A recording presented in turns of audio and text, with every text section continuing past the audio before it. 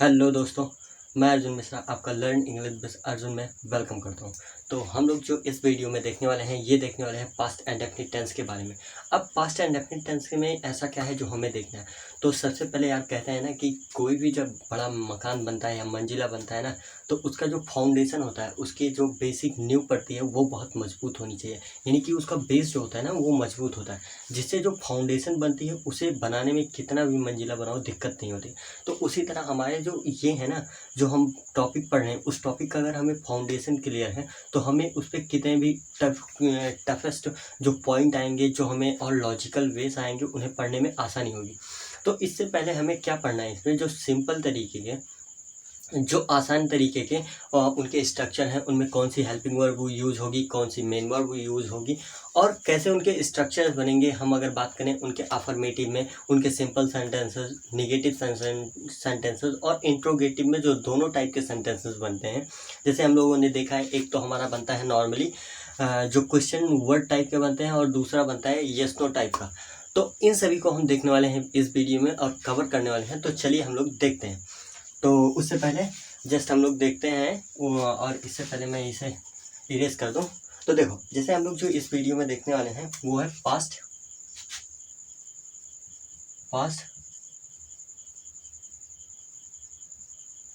And definite tense.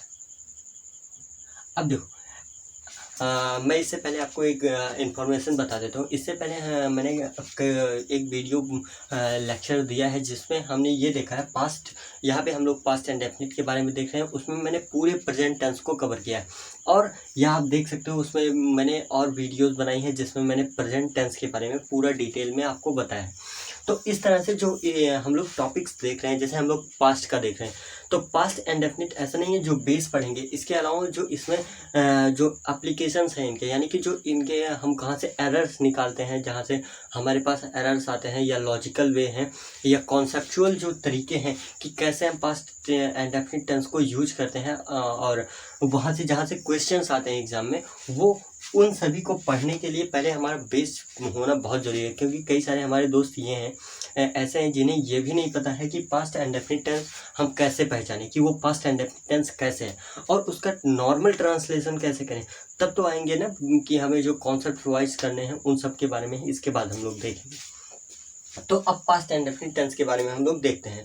तो अगर आपने इससे पहले उन सभी वीडियोस को नहीं देखा है तो आप इस लेक्चर के बाद उन वीडियोस को देख सकते हो, जिनकी लिंक मैं प्रोवाइड कर दूंगा डिस्क्रिप्शन बॉक्स में। तो आइए हम लोग अब देखते हैं पास्ट एंड डेफिनिट टेंस के बारे में, जो हम लोगों का आज का टॉपिक है। तो पास्ट एंड डेफिनिट टेंस, अब इसे हम कैसे पहचानें। सबसे पहले तो हमें ये जानना होता है कि पास्ट क्या है।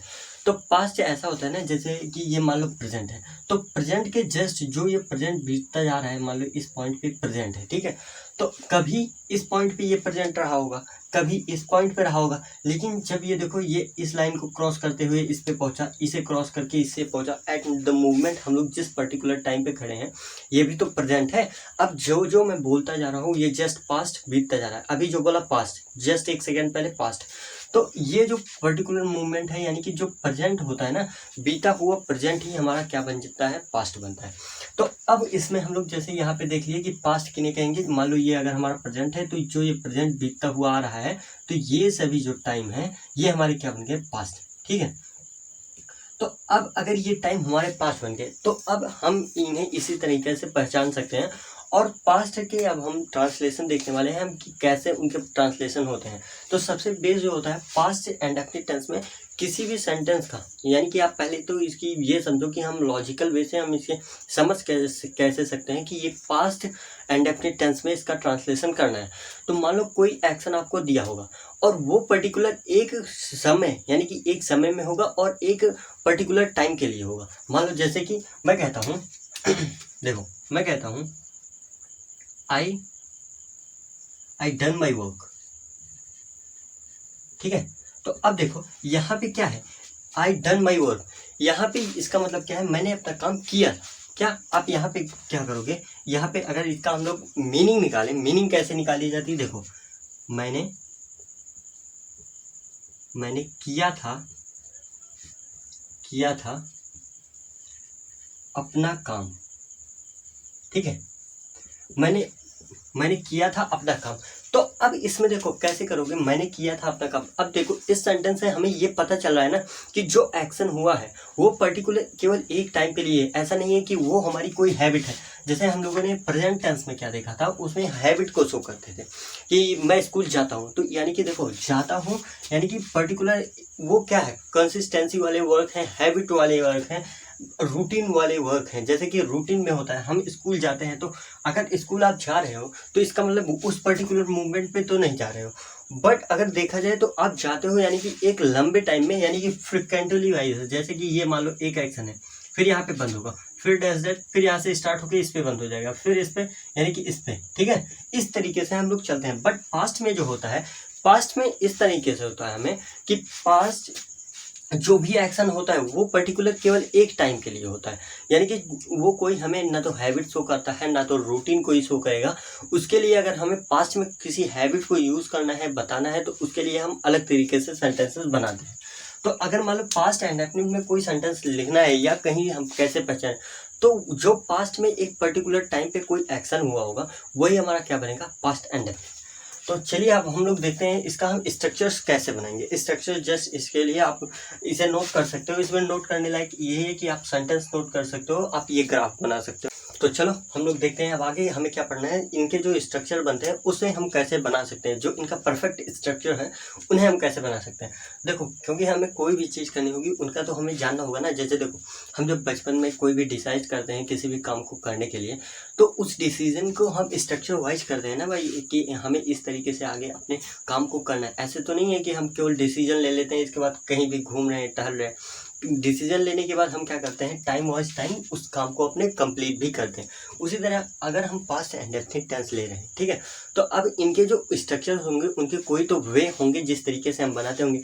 तो उनमें जो हम सबसे पहले देखते हैं वो अफर्मेटिव होते हैं या सिंपल सेंटेंसेस आप लिख सकते हो, सिंपल सेंटेंसेस।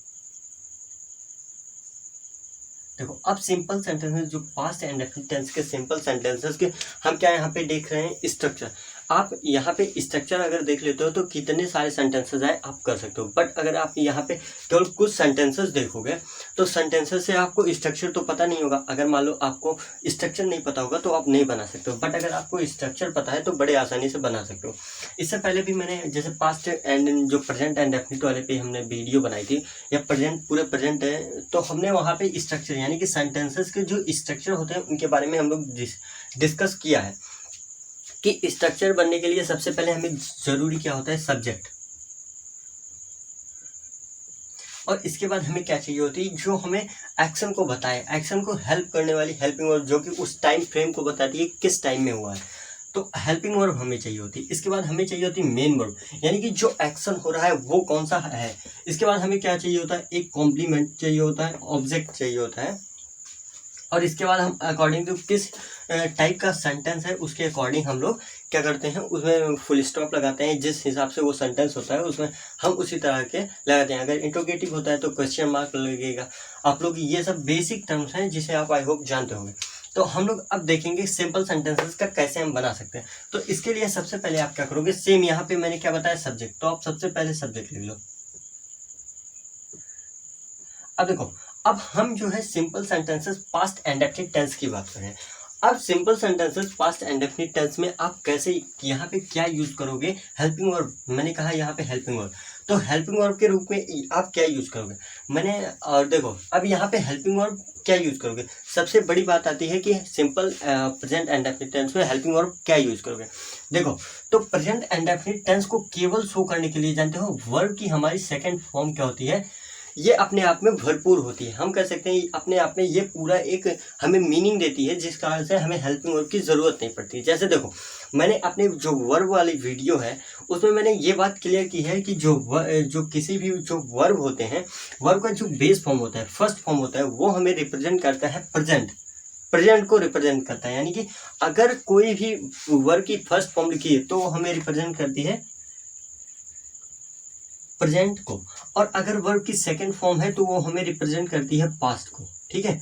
और इसके बाद क्या होता है, वर्ब की अगर थर्ड फॉर्म होती है तो वो हमें रिप्रेजेंट जो करती है वो करती है परफेक्ट को। और इसी तरह वर्ब में आईएनजी जो फॉर्म होती है, यानी कि वर्ब की कॉन्टिन्यूअस फॉर्म, वो हमें क्या रिप्रेजेंट करती है या रिफर करती है, वो कॉन्टिन्यूअस एक्शंस को रिफर करती है। ठीक है, तो इस तरीके से हमने यहाँ पे ये देखा था। तो अब पास्ट, अगर हमें पास्ट शो करना है तो इसके लिए हमें वर्ब की सेकंड फॉर्म अवेलेबल है। अब यहाँ पे अगर देखो, तो अगर यहाँ पे हम क्या करते हैं, ये इससे हमें पास्ट शो हो जाता है, लेकिन अगर इसी पास्ट में हमें क्या शो करना हो, निगेटिव शो करना हो या हमें कॉन्टिन्यूअस शो करना है, तो कॉन्टिन्यूअस में इसी पास्ट में हम क्या लगाएंगे, आईएनजी लगेंगे, और उस आईएनजी के लिए हम यहाँ पे यूज करेंगे, उसे मैं हम लोग आगे देखने वाले हैं। बट इससे पहले आप केवल कंफ्यूज ना हो, केवल ये देखो कि जो यहाँ पे आइडेंटिव इंडेफिनिट है ना, इसके लिए हम यहाँ पे क्या करेंगे, वर्ब की सेकंड फॉर्म का यूज करेंगे, और इसके बाद क्या करोगे, आप ऑब्जेक्ट लिख दोगे, बस आपका सेंटेंस हो गया कंप्लीट। ठीक है, इसके बाद फुल स्टॉप लगेगा लास्ट में, ये हो गया आपका सेंटेंस पूरा कंप्लीट। अब सिंपल सेंटेंस के लिए ये स्ट्रक्चर हमारा बना, सबसे पहले आप लिखोगे सब्जेक्ट, इसके बाद लिखोगे वर्ब की सेकंड फॉर्म, इसके बाद लिखोगे ऑब्जेक्ट, इसके बाद लिखोगे फुल स्टॉप। तो आइए हम लोग देखते हैं, कुछ इसमें सेंटेंसेस कर लेते हैं, इसके बाद आगे बढ़ते हैं। तो मैं जैसे अब देखते हैं, हम लोग आगे कुछ सेंटेंसेस देखेंगे इन पे, और अच्छे तरीके से सॉल्व करते हुए चलेंगे। तो चलो देखते हैं। तो यहाँ पे जो सबसे पहले हम लोग देखने वाले हैं, देखो पहले हम लोग कुछ सेंटेंसेस देखते हैं। देखो मैं कहता हूँ, जैसे हम लोगों ने अभी एक सेंटेंस लिखा था, वो ही लिख लेते हैं, आई डू। देखो जो हमारा ये होता है,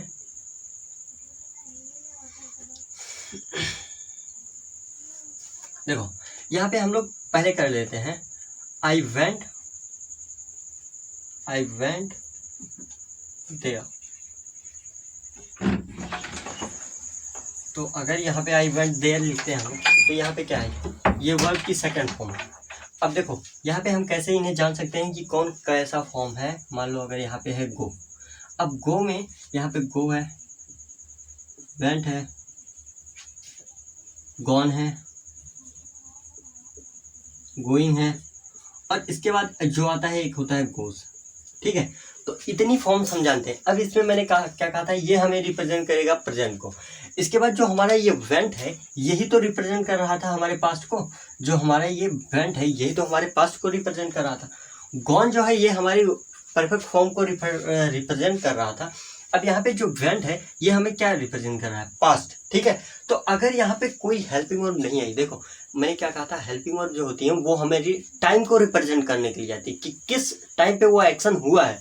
तो आप जैसे यहाँ पे क्या करोगे, अब जब कोई हेल्पिंग वर्ब नहीं है, समझ रहे हो, अगर कोई हेल्पिंग वर्ब नहीं है, सिंपली केवल पास्ट को रिप्रेजेंट करने वाली वर्ब लिखी हुई है, या प्रेजेंट को रिप्रेजेंट करने वाली वर्ब लिखी हुई होती, और उसके बाद कोई हेल्पिंग वर्ब ना होता, तो आप वहां पे जनरली क्या लिख देते कि वो हो गया पास्ट। ठीक है, अब यहाँ पे क्योंकि कोई भी हेल्पिंग वर्ब नहीं है, यानी कि इस एक्शन को रिप्रेजेंट करने के लिए हमें कॉन्टिन्यूअस नहीं लगाना पड़ रहा है, यानी कॉन्टिन्यूअस लगाना पड़ता तो इसमें यहाँ से कुछ हम उठा के लगा दें। अगर मान लो हमें लगाना पड़ता परफेक्ट के लिए, तो वर्ब की थर्ड फॉर्म का कहीं यूज करते। परफेक्ट यानी कि अगर परफेक्ट कॉन्टिन्यूअस का होता तो हम वहां पे भी आईएनजी का यूज करते। ठीक है, बट यहाँ पे अगर कुछ नहीं दिया है तो आप इसे पास्ट लिखोगे, और अगर हेल्पिंग वर्ब नहीं दी है तो इंडेफिनिट। ठीक है, तो आई होप यहाँ पे आपको बहुत सारी चीज़ें क्लियर हुई होंगी। मैंने इनमें हम लोग ना ही केवल स्ट्रक्चर को देख रहे हैं, बल्कि उनके हर एक टॉपिक के डिटेल में उनमें चर्चा कर रहे हैं कि कैसे हम लोग यहाँ पे देख रहे हैं। जैसे कि नहीं हमने ये देखा कि पास्ट इंडेफिनिट टेंस के स्ट्रक्चर कैसे होते हैं, बल्कि इनमें ये भी देखा कि पास्ट इंडेफिनिट टेंस में सेकेंड फॉर्म का यूज़ क्यों करते हैं। आई होप कि आपको ये पहली बार पता चल रहा होगा कि हम सेकंड फॉर्म का यूज़ क्यों करते हैं, क्योंकि हमें यहाँ पे बहुत ज़्यादा डिटेल में अगर नहीं पढ़ते हैं तो कन्फ्यूजन्स हमेशा क्रिएट होती रहती है। तो चलो इसी तरीके से एक आध एग्जांपल्स और कर लेते हैं, और इसके बाद हम लोग आगे चलेंगे, अपने निगेटिव सेंटेंसेस को देखेंगे। तो मान लो अगर यहाँ पे हम लोग दूसरा लिखते हैं, दूसरे में हम लोग एक कर लेते हैं, ही एट फूड। ठीक है, तो अगर हम लोग लिखते हैं ही, अब देखो ईट का क्या होता है, ईट, एट, ईटन। ठीक है, तो इस तरीके से इसका फॉर्म चलता है। अब देखो अगर फॉर्म्स नहीं याद है तो आप फॉर्म्स पढ़ सकते हो, याद कर सकते हो, वो आप लोग कर सकते हो, या अगर प्रॉब्लम्स होगी तो आप लोग बता सकते हो, मैं याद भी करवा सकता हूँ यहाँ पे। तो देखो अगर यहाँ पे है ही एट फूड, तो अब यहाँ पे देखो ही हमारा क्या बन गया, सब्जेक्ट। एट यहाँ पे क्या है, वर्ब। देखो मैंने क्या कहा, अगर वर्ब की फॉर्म्स आपको नहीं याद है या वर्ड्स नहीं पता है तो आपको प्रॉब्लम्स आने वाली है। क्योंकि देखो जो सारी चीज़ें हैं वो हमारी इन्हीं सब चीज़ों पर डिपेंड करती हैं। तो यहाँ पे क्या करोगे आप, ईट का है, ईट, एट, ईटन, ठीक है। तो अब यहाँ पे जो एट लिखा है, अब इसे क्या करोगे, इसी को तो हम यहाँ पे क्या लिखे हैं, पास्ट, क्योंकि ये हमारी सेकंड फॉर्म है और सेकंड फॉर्म के लिए हमने किया पास्ट। और यहाँ पे हमने देखा हेल्पिंग वर्ब कुछ नहीं है, हेल्पिंग वर्ब नथिंग है, तो हम क्या करेंगे यहाँ पे इंडेफिनिट, ठीक है। तो इस तरीके से आई होप कि आपको क्लियर हुआ होगा। पास्ट एंड इंडेफिनिट टेंस के सिंपल सेंटेंसेस को हम इस तरीके से इनके स्ट्रक्चर्स में बनाएंगे। इससे पहले हम लोगों ने देखा था कि पास्ट एंड इंडेफिनिट टेंस को आप पहचानोगे कैसे। किसी भी सेंटेंस में अगर मान लो कोई सेंटेंस एक पर्टिकुलर टाइम में पास्ट में एक समय को रेफर कर रहा है, बता रहा है, एक पर्टिकुलर टाइम के लिए ही हुआ है, ऐसा नहीं है कि वो कॉन्टिन्यूअस के लिए पूरा होता हुआ चला आ रहा है, तो केवल एक पर्टिकुलर टाइम के लिए हुआ होता है, टाइम फ्रेम में हुआ होता है, तो वहाँ पे हम पास्ट टेंस का यूज करते हैं। अब वहाँ पे पास्ट इंडेफिनिट की बात आती है, तो पास्ट इंडेफिनिट में हमने सिंपल सेंटेंसेस को देख लिया। अब हम देखते हैं निगेटिव सेंटेंसेस। निगेटिव सेंटेंसेस का आप कैसे करोगे, इन्हें हम लोग देखने वाले हैं। क्योंकि देखो कोई भी जो सेंटेंस बनते हैं ना, वो सेंटेंस हमारी क्या है, इंग्लिश लैंग्वेज है, और इस लैंग्वेज में जो सेंटेंस बनेंगे वो काफ़ी अलग अलग तरीके से हो सकते हैं। जैसे सेंटेंस का मतलब ये है कि ये तो सिंपली हम लोग क्वेश्चन, यहाँ पे हम लोग बातें करते हैं नॉर्मली, बट अगर बात की जाए अब निगेटिव में, मतलब नकारात्मक जो बातें होती हैं उनमें हम कैसे करते हैं, निगेटिव सेंटेंसेस, ठीक है। अब निगेटिव सेंटेंसेस के लिए आप क्या करोगे, निगेटिव सेंटेंसेस के लिए भी हम कुछ इन्हीं फॉर्मेट्स का यूज करते हैं, बट इसमें हम लोग देखो कुछ ऐड करते हैं। देखो सब्जेक्ट लिखने के बाद हम लोग इसमें क्या करते हैं, इसमें लिखते हैं पहले डिड, और इसके बाद करते हैं नॉट, और वर्ब की क्या करते हैं, फर्स्ट फॉर्म का यूज करते हैं। इसके बाद हम लोग लिखते हैं ऑब्जेक्ट, और इसके बाद लगा देते हैं फुल स्टॉप, ठीक है। तो अब यहाँ पे हमने क्या देखा, वो ऑब्जेक्ट लिखते हैं, इसके बाद डिड लिखते हैं, नॉट लिखते हैं, वर्ब की फर्स्ट फॉर्म, और यहाँ पे अब देखो यहाँ पे हमने वर्ब की सेकंड फॉर्म लिखी थी पास्ट को रिप्रेजेंट करने के लिए, बट अब यहाँ पे कैसे पता चलेगी भाई कि ये पास्ट है। तो देखो मैंने क्या कहा था, हेल्पिंग वर्ब जो आती हैं उस टाइम को रिप्रेजेंट करने के लिए आती हैं। तो यहाँ पे हेल्पिंग वर्ब, देखो वर्ब्स तो एक्शन को रिप्रेजेंट करने के लिए आएगी, लेकिन हेल्पिंग वर्ब आई है। अब देखो जो यहाँ पे डिड है, ये क्या होता है, हमारी जो डू होती है, डू वर्ब का, ये जो डू होती है, इस डू का पास्ट फॉर्म होता है डिड, यानी कि ये भी डू जो होती है ये भी एक वर्ब होती है। अब डू का जो पास्ट फॉर्म होता है वो होता है, यानी कि पास्ट, ये वर्ब की जो सेकंड फॉर्म है पास्ट को रिप्रेजेंट करता है, वो होता है डिड। तो अगर यहाँ पे एक बार सेकंड आ गया, सेकंड फॉर्म आ गया पास्ट को रिप्रेजेंट करने वाला, तो यहाँ पे हम नहीं लगाते इसकी, क्योंकि हमें इम्पॉर्टेंट नहीं होता, यानी कि हमें यहाँ पे नीड नहीं होती इसे करने की। तो अब हम लोग यहाँ पे देख लिए कि यहाँ पे यूज क्यों करते हैं, हम लोग कॉन्सेप्ट वाइज देखते चल रहे हैं कि हम वहाँ पे यूज क्यों कर रहे हैं। अब यहाँ पे हम लोग आगे चलते हैं, चलो फिर हम लोग आगे चलते हैं। अगर हमने यहाँ पे ये देख लिया, तो अब हम लोग इस पे कुछ सेंटेंसेस कर लेते हैं, चलो कर लेते हैं। अब हम लोग जैसे मैंने एक सेंटेंस आपको लिखा अभी करवाया था, हम लोग किए थे अभी कि आई, और यहाँ पे मैंने लिखा था आई वेंट देयर, ठीक है, हम लोगों ने यही किया था। बट अब हम लोग कहते हैं इसी में आई डिड नॉट गो होगा या वेंट होगा देयर। तो जो भी कर रहे हो पहले स्क्रीन में देखो इस सेंटेंस को, और आप खुद बताओ कि यहाँ पे आप क्या लगाओगे, आई डिड नॉट गो और वेंट देयर। अभी मैंने यहाँ पे बात बताया है इससे पहले, आप इसे खुद एक बार प्रयास करो कि कैसे इन्हें हम किस में बनाएंगे, क्योंकि देखो अगर हम लोगों ने जस्ट अभी देखा है तो उसे हमें आना भी चाहिए। तो यहाँ पे देखो गो आ नहीं सकती, यहाँ पे क्या गो होगा सही या वेंट, आप बताओ, अब बताओ क्या सही होगा, वेंट करोगे यहाँ पे या गो करोगे। क्योंकि देखो आई यहाँ पे क्या है, हमारा सब्जेक्ट है, ये क्या है, ये हमारी जो है हेल्पिंग वर्ब है, ठीक है। यहाँ पे डिड जो आई है ये हमारी हेल्पिंग वर्ब है, और वेंट जो होगा ये हमारा वर्ब का सेकंड फॉर्म, पास्ट फॉर्म होगा। अब यहाँ पे हमने एक बार पास्ट यूज कर लिया, ठीक है, तो अब यहाँ पे हम पास्ट दोबारा यूज नहीं करेंगे, जिसलिए ये हमारा वेंट गलत होगा और गो सही होगा। तो इस तरह से हम लोग इनमें करते हैं। तो आई होप कि आपको ये जो निगेटिव तरीके के सेंटेंसेस बनते हैं ये भी क्लियर हुए होंगे। तो अब हम लोग चलते हैं किनमें, इंट्रोगेटिव सेंटेंसेस। अब इन्हीं से ज़्यादा बहुत ज़्यादा डिफरेंसेस नहीं होता, हम लोग इसी में करते हुए चल रहे हैं जल्दी से, क्योंकि हमने इससे पहले भी जो, अगर आपने वीडियोस नहीं देखी है तो आप जाके देखिए। बार बार टाइम वेस्ट करने से कोई बेनिफिट ना मुझे मिलने वाला है ना तो आपको मिलने वाला है। तो यहाँ पे हम लोग क्या करेंगे, आप पास्ट जो यहाँ पे इंट्रोगेटिव सेंटेंसेस हैं उन्हें देखें, क्योंकि देखो अब अगर सेंटेंसेस की बात है तो आप कुछ सेंटेंसेस खुद से कर सकते हो। और दूसरी बात रही कि अगर यहाँ पे बात किया जाए कि इन्हीं स्ट्रक्चर पे और डिटेलिंग, तो और डिटेलिंग होगी। आप इस जो पास्ट एंड डेफिनिट टेंस है, आप केवल इस वीडियो में केवल इनका समझ रहे हो, ट्रेलर देख रहे हो, समझ रहे हो, जो इनका बेस है, यानी कि कैसे आप होता है वर्ब की सेकंड फॉर्म का यूज़ करते हैं, केवल आप ये देख रहे हो। बट जो इसके कॉन्सेप्ट हैं, अगर हमें बात किया जाए कि पास्ट इंडेफिनिट और प्रेजेंट परफेक्ट में डिफरेंस क्या है, ये तो जानना बहुत इंपॉर्टेंट है, क्योंकि हम उसमें भी पास्ट के एक्शंस को रिप्रेजेंट करते हैं और पास्ट इंडेफिनिट में भी रिप्रेजेंट करते हैं। हम ये जानेंगे कि पास्ट इंडेफिनिट और प्रेजेंट इंडेफिनिट में डिफरेंस क्या है, क्यों हम किसी भी एक्शन जो हमारा प्रेजेंट इंडेफिनिट टेंस है वो हमें किसी भी ऐसे पर्टिकुलरली, यानी कि हैबिट हुई या रूटीन हुई या परमानेंट जो यूनिवर्सल ट्रूथ हुए, इन सबको रिप्रेजेंट करते हैं, जबकि पास्ट इंडेफिनिट टेंस ऐसा नहीं करता। क्यों?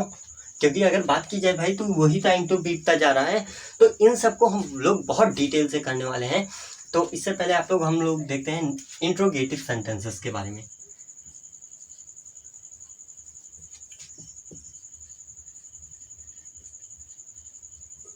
अब देखो हम लोगों को इसमें जो देखना है इंट्रोगेटिव सेंटेंसेस। अब इसके लिए हम लोग थोड़ी सी बड़ी लाइन इसलिए कर रहे हैं क्योंकि हमें इंट्रोगेटिव सेंटेंसेस के बारे में देखना है। और इंट्रोगेटिव सेंटेंसेस कितने टाइप के बनते हैं? दो। तो पहला जो इंट्रोगेटिव सेंटेंस बनता है वो बनता है हमारा, क्या वो होता है, हम यहाँ पे लिख दे रहे हैं yes no type, yes no, ठीक है। अब इन्हें कैसे बनाओगे? देखो यस नो टाइप के होते हैं पहले, ये पहला है, ठीक है। अब इसमें कैसे करोगे? अब जो यहाँ पे हमने ये लिखा था डिड, क्योंकि यहाँ पे क्वेश्चनिंग होती है, मैंने इसे भी बताया बहुत अच्छे से, बट मैं बता देता हूँ। देखो जैसे हम लोग क्वेश्चन करते हैं, क्या तुम वहाँ गए थे, क्या तुम वहाँ गए थे? तो अब यहाँ पे कैसे करोगे? तो यहाँ पे जैसे आपको क्वेश्चन पूछना है तो did you go there, did you go there. तो अब यहाँ पे क्या करोगे? सबसे पहले क्या लिखोगे? डिड, ठीक है। अब इसके बाद आती है आपकी सब्जेक्ट, देखो, ठीक है। और इस सब्जेक्ट के बाद लिखोगे आप हेल्पिंग वर्ब की फर्स्ट फॉर्म, क्योंकि हमें क्या, एक बार डिड आ गया पास्ट को रिप्रेजेंट करने के लिए, अब आप नहीं यूज करोगे। इसके बाद लिखोगे ऑब्जेक्ट, ठीक है। और इसके बाद लगा दोगे क्वेश्चन मार्क, क्योंकि आप क्वेश्चन कर रहे हो तो क्वेश्चन मार्क आएगा। दूसरा जो बनता है हमारा, ये बनता है question word type. Question word मैं जैसे कहूँगा, यहाँ पे जो होंगे, यहाँ पे क्वेश्चंस कुछ क्वेश्चंस की भांति पूछे जाएंगे, यानी कि उसमें पूछा जाएगा तुम क्या वहाँ गए थे, तुम क्या वहाँ गए थे। तो अब यहाँ पे क्या करोगे? अब यहाँ पे जो सबसे पहले क्वेश्चन वर्ड होंगे, सबसे पहले क्वेश्चन वर्ड को लिखोगे। इसके बाद जितना इधर साइड है टोटल यहाँ पे कर दोगे। क्यों? क्योंकि हमें इसके बाद क्वेश्चन में जो क्वेश्चन वर्ड था उसे सबसे पहले लिखेंगे, इसके बाद जो वहाँ पे हेल्पिंग वर्ब आती होगी उसे लिखेंगे डिड, और इसके बाद लिखेंगे सब्जेक्ट, और इसके बाद वर्ब की फर्स्ट फॉर्म, इसके बाद ऑब्जेक्ट, और इसके बाद लगाएंगे फिर इसमें क्वेश्चन। अब हमने यहाँ पे देख लिया क्वेश्चन टाइप, और यहाँ पे देख लिया इसमें, बट इसमें एक तरीके के और सेंटेंसेस बन सकते हैं। पहले हम लोग इन पे एग्जांपल्स देख लेते हैं। चलो, जैसे मैंने अभी एक कहा था, देखो पहले हम लोग फर्स्ट वाले पे देख रहे हैं कि कैसे। तो अगर थोड़े बहुत भी कोई प्रॉब्लम हो रही हो तो आप कमेंट बॉक्स में लिख सकते हो, या कोई भी आपको इशू आ रहा हो, समझ में ना आ रहा हो, तो आप उसे जो है कमेंट बॉक्स में लिख सकते हो। मैं उन्हें हर एक आपके क्वेश्चंस को सॉल्व करूंगा, और उनमें जो भी प्रॉब्लम्स होगी हम लोग मिल के उन्हें सॉल्व करेंगे और सीखेंगे और समझेंगे और आगे ग्रो करेंगे। तो देखो यहाँ पे मान लो अगर फर्स्ट हमें लिखना है तो हम कहते हैं डिड ही गो देयर। अब यहाँ पे इसका मतलब क्या है? यहाँ पे आप कैसे निकालोगे? क्या वह वहाँ गया था, क्या वह वहाँ गया था। अब अगर मान लो कोई सेंटेंस इसी तरह से पूछ रहा है, क्या तुमने खाना खाया था, क्या तुमने खाना खाया था। Did you eat food, did you eat food. अगर इसी तरह से बात की जाए और सेंटेंसेस की, did they play cricket, did they play cricket. तो इस तरीके से बहुत सारे अलॉट ऑफ सेंटेंसेस आप मेक कर सकते हो। तो अब आगे हम लोग अगर इन्हीं के दूसरे टाइप की बात करें, QW टाइप के सेंटेंसेस की, तो QW टाइप के सेंटेंसेस में इन्हीं में अगर आप मान लो यहाँ पे कह दिया जाए why, Why did he go there? Why did he go there? तो अगर यहाँ पे बात की जाए why did he go there, तो आप यहाँ पे कैसे करोगे? यहाँ पे ये है कि आप यहाँ पे कह रहे हो तुम वहाँ क्यों गए थे, तुम वहाँ क्यों गए थे। तो इस तरीके से हम कुछ present, past and definite tense के सभी सेंटेंसेस को बनाते हैं। बट इसमें एक टाइप का और बनता है, जैसे कि मान लो इन्हीं में निगेटिव कर दिया जाए यहाँ पे सॉरी, तो इन्हीं में जैसे यहाँ पे आएगा यस नो टाइप में ही निगेटिव सेंटेंसेस को पूछ लेते हैं। तो आप सिंपली क्या करोगे, डिड लिखोगे, ही लिखोगे और यहाँ पे जस्ट यहाँ पे क्या करोगे, यहाँ पे आप नॉट लगा दोगे। ठीक है, अगर किसी क्वेश्चन में इस तरीके से पूछते हैं तो अब वो क्वेश्चन कैसे बनेंगे, क्योंकि हिंदी में हमें जानना जरूरी होता है, नहीं तो हम काफ़ी सारे हमारे दोस्त हैं वो समझ नहीं पाते हैं। तो देखो वहाँ पे क्या करेंगे, क्वेश्चन कुछ इस टाइप के होंगे, क्या वे वहाँ नहीं गए थे, क्या वे वहाँ नहीं गए थे। अब इसका ट्रांसलेशन बनाना हुआ होगा तो आप क्या करोगे, did he not go there. अब इसी तरह से अगर मान लो आपको इसमें कह दिया जाए कि क्या वे वहाँ नहीं गए थे, यहाँ इस तरीके से तो हमने यहाँ देखा। अगर दूसरे टाइप का बात की जाए तो वहाँ पे कैसे करोगे, मान लो यहाँ पे कह दिया जाए तो यहाँ पे ही है ना, तो यहाँ पे कह दिया जाए वह वहाँ क्यों नहीं गया था, वह वहाँ क्यों नहीं गया था। तो यहाँ पे क्या करोगे, why did he not go there. तो इस तरीके से आप इन सेंटेंसेस को बना सकते हो। आई होप कि आपको पास्ट एंड डेफिनिट टेंस के टोटल बेसिक और उनके स्ट्रक्चर के बारे में क्लियर हुआ होगा। तो अगर कोई तरीके की किसी तरीके की प्रॉब्लम या आपको इसमें समझने में इशू आया हो तो आप कमेंट बॉक्स में पिन अप कर सकते हो उस प्रॉब्लम को। हम लोग मैं उनके सॉल्यूशन ज़रूर प्रोवाइड करूँगा। और अगर आपको नेक्स्ट किसी टॉपिक पे वीडियोस चाहिए हो तो आप उसे कमेंट बॉक्स में लिख सकते हो। तो आप इसे स्क्रीनशॉट ले लो और स्क्रीनशॉट पे इन्हें लेके ना खुद सेंटेंसेस मेक करने की कोशिश करना, क्योंकि अगर आप खुद करोगे तो उससे ज़्यादा इम्पैक्ट पड़ेगा और आपको अच्छे तरीके से समझ में आएगा। तो चलिए आज के लिए इतना ही बस। आई होप कि आपको समझ में आया होगा। अगर आपको इस वीडियो से कुछ भी एडिशनल आपके लाइफ में हुआ हो तो प्लीज़ आप वीडियो को लाइक, सब्सक्राइब एंड शेयर करना। तो थैंक यू।